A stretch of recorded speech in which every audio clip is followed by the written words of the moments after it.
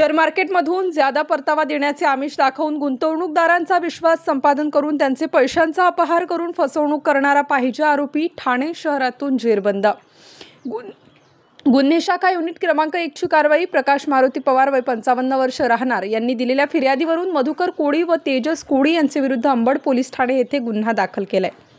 सदर गुन्ह्यातील पाहिजे आरोपी नामे तेजस मधुकर कोळी हा वागळे इस्टेट परिसर ठाणे शहर येथे असल्याची खात्रीशीर बातमी मिळताच पथकाने वेगळे इस्टेट परिसर ठाणे शहर येथून जाऊन सदर ठिकाणी सापळा लावून संशयित नाव तेजस मधुकर कोळी वय 30 वर्ष असे सांगितले। त्यास नमूद गुन्ह्याबाबत विचारपूस केली असता त्याने सदरचा गुन्हा केल्याची कबुली दिली आहे। सदर आरोपीतास पुढील तपास कामी अंबड पोलीस ठाण्याच्या ताब्यात देण्यात आला आहे।